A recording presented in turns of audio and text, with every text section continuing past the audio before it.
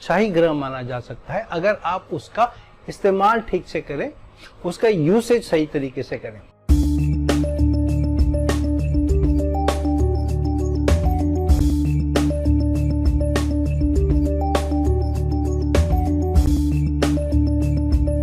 Hello, नमस्कार और आदाब मेरे सारे व्यूअर्स को, मेरे सारे देखने वालों को जो देख रहे हैं मेरा चैनल आपका राशिफल। मेरा एक इंग्लिश का भी चैनल है जिसका नाम है एस्ट्रो एश्योरेंस। तो आज बात करते हैं कि राहु कौन से हाउसेस में, कौन से भावों में आपके कुंडली में, आपके हॉरोस्कोप में अच्छे फल देते हैं। वैसे नॉर्मली ये माना जाता है कि राहु उतने अच्छे फल हर भाव में नहीं देते हैं, जो ठीक बात भी है। हालांकि ये भी देखा जाना चाहिए कि आज के युग में, आज के पीरियड में, आजकल जो हम देखते हैं कि ज़्यादातर ग्रीड, हंगर, एस्पिरेशन, मोटिवेशन या लालसा, जिज्ञासा, लालच, मनोकामनाएं, ख्वाहिशात से हमारी लाइफ घिरी हुई है। तो राहु आज के युग में इतना अच्छा ग्रह माना जा सकता है, उतना बुरा ग्रह नहीं माना जा सकता है, अच्छा ही ग्रह माना जा सकता है अगर आप उसका इस्तेमाल ठीक से करें, उसका यूसेज सही तरीके से करें। तो आज हम देखते हैं कि राहु किन किन भावों में आपको अच्छे परिणाम दे सकता है, किन किन स्थितियों में अच्छे परिणाम दे सकता है, किन किन युतियों में, कंजंक्शन में, योगों में अच्छे दे सकता है और कौन से राशियों में या साइंस में राहु आपको अच्छे फल, अच्छे परिणाम, अच्छे रिजल्ट दे सकता है। तो पहले तो राहु आपके लग्न में या फर्स्ट हाउस में बहुत अच्छे रिजल्ट देता है। वो क्यों? क्योंकि पहले भाव से, फर्स्ट हाउस से राहु की दृष्टि पड़ती है आपके फिफ्थ हाउस पे, पंचम भाव पे, और ये पांचवी दृष्टि पड़ती है और उसकी नवीं दृष्टि पड़ती है नवें भाव पे या नाइन्थ हाउस पे। तो एक तो आजकल की दुनिया में, आज के युग में थोड़ा ग्रीडी होना, थोड़ा अपने लिए सोचना इतनी बुरी बात नहीं है। अपने लिए नहीं सोचो तो आपको दुनिया अच्छा करने नहीं देती, आगे बढ़ने नहीं देती। तो कुछ लालसा रखना, कुछ ग्रीड रखना, कुछ मनोकामनाएं रखना, जिसके लिए उंगली टेढ़ी भी करना पड़े तो करने की जरूरत पड़े तो करें, तो वो राहु आपको लग्न में रिजल्ट देता है, फर्स्ट हाउस में रिजल्ट देता है। तो जो भी मनुष्य, जो भी आदमी है, जो भी ह्यूमन बीइंग है, वो अपने लिए सोचता है, अपने लाइफ के अलग अलग एस्पिरेशंस के बारे में सोचता है, अलग अलग एरियाज ऑफ लाइफ के बारे में सोचता है, हेल्थ के बारे में सोचता है, अपनी ग्रोथ के बारे में, करियर के बारे में, अपना स्टेचर, उसकी लाइफ में सोसाइटी में स्टैंडिंग क्या होगी, उसका औहदा क्या होगा, ये सब के बारे में सोचता है। इसलिए राहु लग्न का, फर्स्ट हाउस का उतना बुरा नहीं होता है।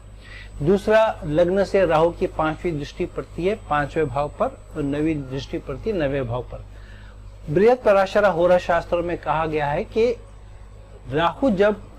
त्रिकोण भावों में होता है, ट्राइन हाउसेस में होता है, तो योग कारक ग्रह के या प्लैनेट के रिजल्ट्स देता है। तो राहु जब लग्न में विराजमान हो, फर्स्ट हाउस में हो और फिफ्थ एस्पेक्ट उसकी फिफ्थ हाउस पर पड़ रही हो, तो राहु आपको ज्यादा जिज्ञासा देता है, आपको ज्यादा मेहनत की प्रवृत्ति देता है फिफ्थ हाउस के रिजल्ट्स के बारे में, एरियाज के बारे में। तो यहाँ पर लग्न में बैठकर पांचवी दृष्टि उसकी पड़ रही है आपके बच्चों की, संतान के स्थान पर। आपके स्पेक्युलेटिव इन्वेस्टमेंट्स, जो इन्वेस्टमेंट्स करते हैं शेयर मार्केट में या प्रॉपर्टी में, जिसमें आपको जल्दी बढ़ोत मिले या अच्छे रिजल्ट्स मिले,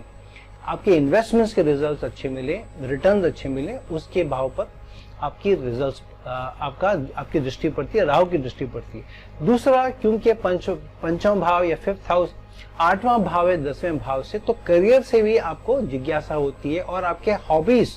और इंटरेस्ट जो होते हैं, जो आपको चीजें पसंद है, या मल्टीमीडिया या मीडिया हाउसेस या स्टेज पर कुछ करना, उसमें रिजल्ट अच्छे लेना, वो भी आपको ये इसमें पर्सनालिटी टाइप देता है, कैरेक्टर देता है, इसमें आपको जिज्ञासा देता है। फिर उसकी नवी दृष्टि नवे भाव पे पड़ रही है, सबसे बड़ा भाव होता है गेन्स का, आपको अच्छे रिजल्ट देने का। तो ये भी अच्छा होता है क्योंकि एक तो लग्न से बैठकर ये नवी दृष्टि पड़ रही नवे भाव पे, जो लॉन्ग डिस्टेंस ट्रैवल भी है। यानी कि अगर आपको आपकी बर्थ लैंड से, जहाँ आपकी पैदाइश हुई है, वहां से आपको फॉरेन कंट्रीज जाना है या दूर जाना है, काम करना है, क्योंकि छोटे गांव कस्बों में से तो हर आदमी अच्छा नहीं कर सकता, बड़े शहरों में जाने की जरूरत पड़ती है। तो ये आपको ये जिज्ञासा देता है, ये आपको एनर्जी देता है कि आप अपने छोटे गांवों से, कस्बों से बाहर निकले, बड़े शहरों की तरफ जाए, फॉरेन कंट्रीज में जाए और अच्छा करें। और जो 9th हाउस ऑफ गेन्स है वो आपकी पढ़ाई, उच्च शिक्षा का भी भाव है, हाई एजुकेशन का भी है, ग्रेजुएशन का भी है, हाई क्वालिफिकेशन का भी भाव है। तो यहाँ पर भी आपको अच्छे रिजल्ट देता है 9th हाउस पर नवी दृष्टि पढ़ने से, क्योंकि ये चाहता है कि इसकी मनोकामनाएं पूरी हो एजुकेशन से और एजुकेशनल क्वालिफिकेशन ज्यादा मिले। तो इसलिए राहु की नवी दृष्टि नवे भाव पर पढ़ने से भी ये आपको अच्छे रिजल्ट देता है। और ये भी आपको रिजल्ट देता है कि आप दूसरों की जो बिलीफ सिस्टम है, फेथ है, रिलीजियस बिलीफ है, उसको ज्यादा टॉलरेट कर पाते, इनटॉलरेंट नहीं होते, क्योंकि राहु है ही मलिच्छों का या फॉरेनर्स का प्लैनेट या फॉरेन कैरेक्टराइजेशन का एक प्लैनेट है। तो ये दूसरों की बिलीफ सिस्टम को, फेथ को लुक डाउन नहीं करता और ज्यादा आसानी से एक्सेप्ट करता है। फिर राहु दूसरे भाव का या सेकंड हाउस का, ये आपको अच्छे रिजल्ट इसलिए देता है क्योंकि एक तो आपको अपने अर्निंग में, लाइवलीहुड में जिज्ञासा देता है, आपको हंगर और ग्रीड देता है, आपको मनोकामनाएं देता है कि आप अर्निंग पोटेंशियल को बढ़ाएं, अपनी इंक्रीमेंट को बढ़ाएं, अपनी सैलरी को बढ़ाएं, अर्निंग्स को बढ़ाएं और आपके बैंक बैलेंस को भी बढ़ाएं। तो ये राहु दूसरे भाव का भी काफी अच्छा होता है। दूसरे भाव से इसकी 5वीं दृष्टि पड़ती है छठे भाव पर। तो छठे भाव पर जब देखता है राहु दूसरे भाव से, तो छठा भाव आपकी सर्विस का भी है और सर्विस का भाव होने के नाते राहु आपके सर्विस में, करियर में भी आपको जिज्ञासा बढ़ाता है कि आप करियर में भी अच्छा करें, अच्छे रिजल्ट्स मिले आपको करियर में। और जो आपके कंपटीशन है, जो आप इसे कॉम्पीट करते हैं, आपको ग्रोथ के लिए या प्रमोशन के लिए या कॉम्पिटिटिव एग्जाम में, तो राहु आपको ये एनर्जी देता है कि आप कॉम्पिटिटिव एग्जाम में कंपटीशन के ऊपर स्कोर करें, उनको पछाड़े और उनसे आगे बढ़े। तो ये अच्छा, इसकी 5वीं दृष्टि छठे भाव पर राहु की, ये भी अच्छी दृष्टि मानी जाती है। दूसरा, राहु की नवी दृष्टि पड़ रही है आपके 10वें भाव पे, कर्म स्थान पर, करियर हाउस पर भी, करियर पर भी। तो ये भी आपको ये जिज्ञासा देता है, ये मनोकामना देता है, ये ग्रीड देता है, ये हंगर देता है, ये भूख देता है कि आप करियर में भी अच्छा करें। और ये आपको एनर्जी देता है कि आप कॉम्पीट करें, दूसरे कलीग्स के साथ आप कंधे से कंधा मिलाकर चलें, बॉसेस के साथ आपको रिजल्ट अच्छे देता है। थोड़ा डिप्लोमेटिक बनाता है आपको, आप बहुत इजीली गुस्से में नहीं आते हैं, बहुत जल्दी ठंडे भी नहीं हो जाते हैं, आप बैलेंस रखते हैं अपने मनोकामनाओं पे और बॉसेस के साथ रिलेशन में। तो ये भी आपको करियर का भी रिजल्ट अच्छा देता है। और ये फॉरेन लैंड्स में भी अच्छा रिजल्ट देता है, क्योंकि दूसरे भाव में बैठा हुआ राहु का मतलब है आपकी कुछ अर्निंग हो सकता है फॉरेन लैंड से, फॉरेन कंपनी से भी आ रही है। फॉरेन कंपनीज जो इंडिया में है और आप समझो जो भी कंट्री में रहते हैं वहां पर रहकर फॉरेन कंट्रीज की में काम करते हैं या फॉरेन ब्रांड्स के लिए काम करते हैं, ये भी हो सकता है। तो आपको फॉरेन अर्निंग भी देता है, एक से ज्यादा अर्निंग पोटेंशियल भी देता है और फॉरेन लैंड्स भी आपको पहुंचाता है। तो दूसरे भाव का राहु भी अच्छा माना जाता है। फिर राहु 5वें भाव का, क्योंकि मैंने बताया कि त्रिकोण भाव में राहु के परिणाम अच्छे मिलते हैं, ये पराशर होरा शास्त्र में भी मेंशन्ड है, लिखा है। तो 5वें भाव में विराजमान राहु आपको बहुत अच्छे रिजल्ट देता है 5वें भाव के ही। पहले तो ये आपको ये हंगर, भूख देता है, मनोकामना देता है कि आपके जो लाइक्स हैं, जो हॉबीज हैं, जिस चीज को आप पसंद करते हैं, जो आपके आर्टिस्टिक टैलेंट्स हैं,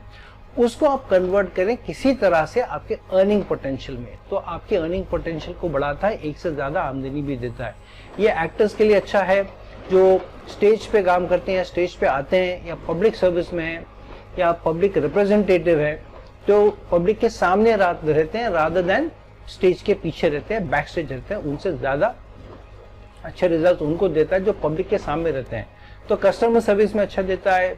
मार्केटिंग में अच्छे रिजल्ट देता है, मीडिया में अच्छे देता है, जर्नलिज्म में अच्छे रिजल्ट देता है, एक्टर्स को अच्छे रिजल्ट देता है। और क्योंकि ये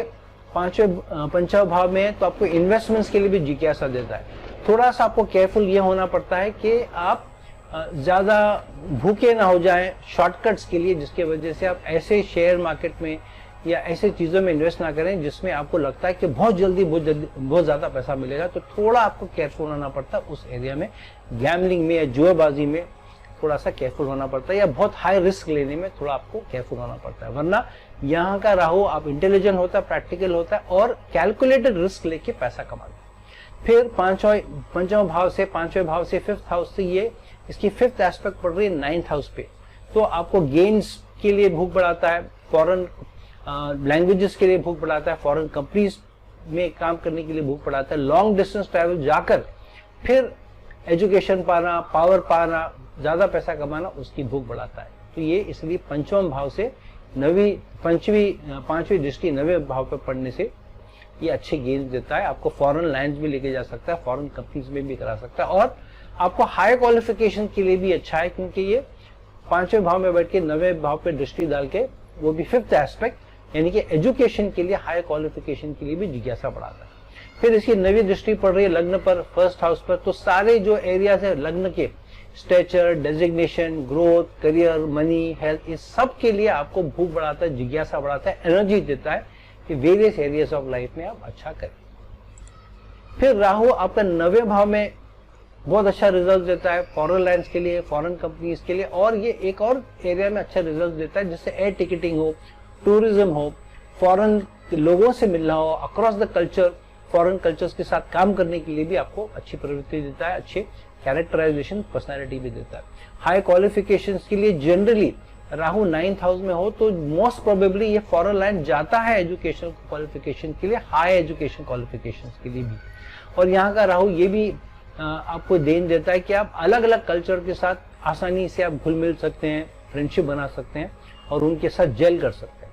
नवें भाव में बैठकर पांचवी दृष्टि लग्न पे पड़ने से ये मतलब होता है ये हाई क्वालिफिकेशंस पाकर आगे बढ़ना चाहता है और कुछ ऐसा करता है जिसकी वजह से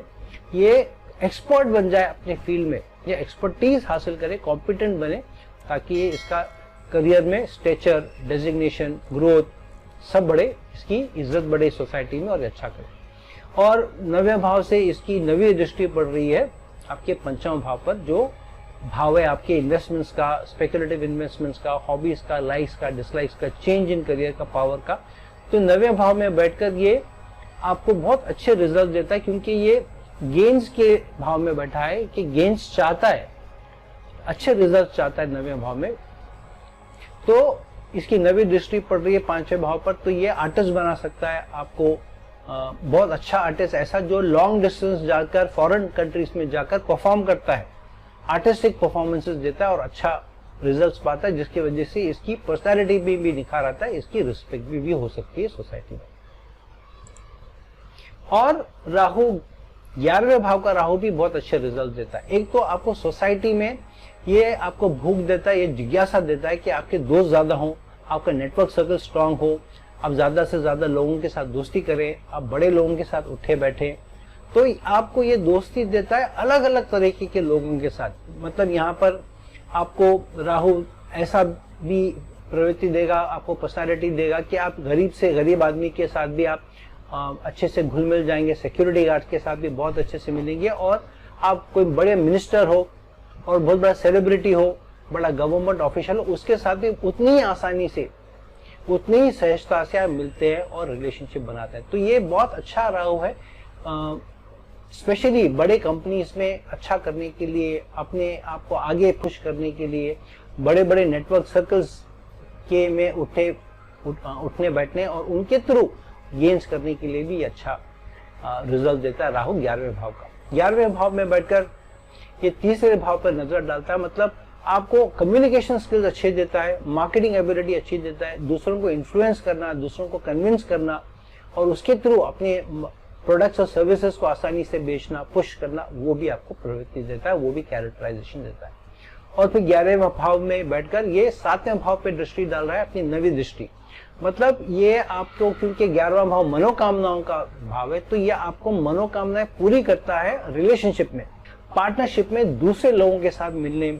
उठने बैठने में, मिलने में, काम करने में, और टीम वर्क में भी ये बहुत अच्छे रिजल्ट देता है, क्योंकि ये अलग अलग तरह के लोगों के साथ आसानी से घुल मिल जाता है, आसानी से दोस्ती बना लेता है, आसानी से रिश्ते बनाता है, आसानी से रेपो बनाता है,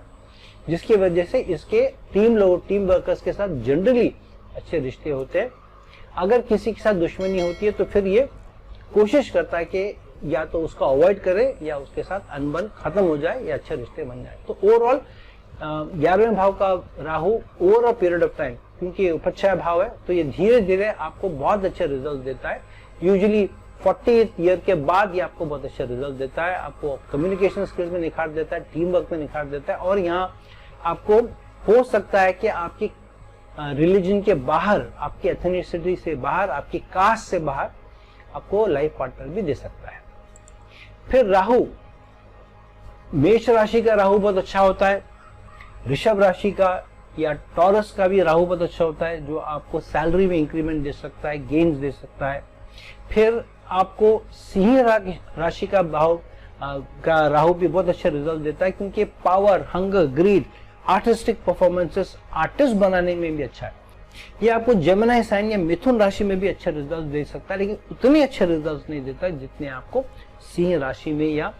मेष राशि में दे सकता है, या आपको ऋषभ या टॉरस साइन में भी दे सकता है।